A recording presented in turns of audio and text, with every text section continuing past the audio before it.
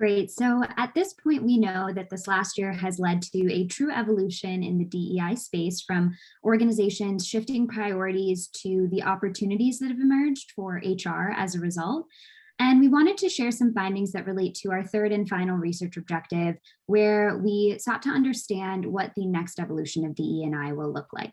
The questions we've mapped out here are what organizations are thinking about and actively working to address, but that many seasoned DE&I leaders are still grappling with. So the first is, how do we drive engagement among disparate groups? So there were 4 employee groups that showed up again and again that organizations were working to engage when it came to the organization's DE&I strategy. So the first are middle managers.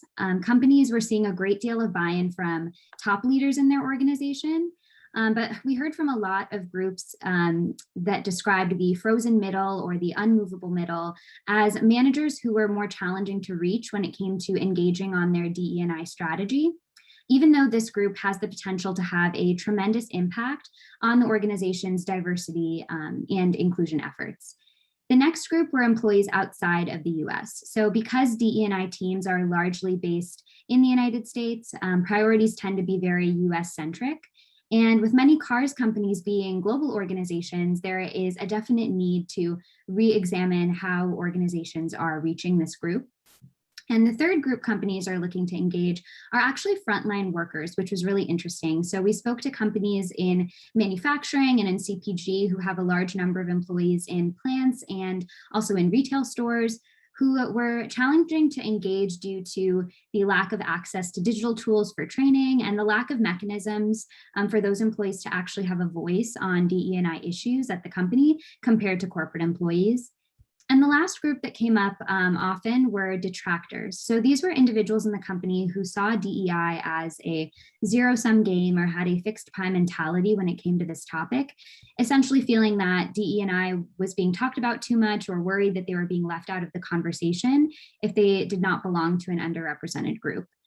What is really promising, though, is that organizations are coming up with really innovative ways to engage these employees and iterating on a lot of different strategies.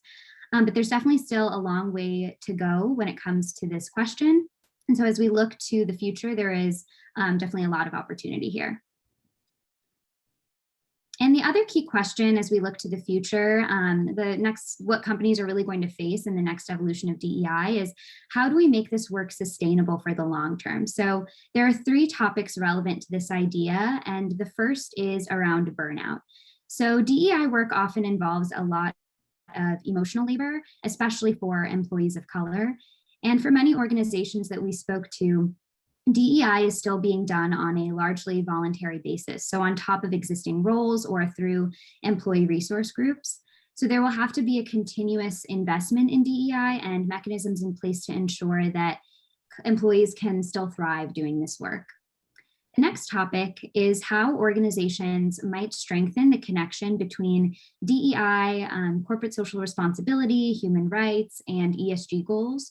So there can definitely be a great deal of overlap between the goals of organizations in their effort to become better corporate citizens.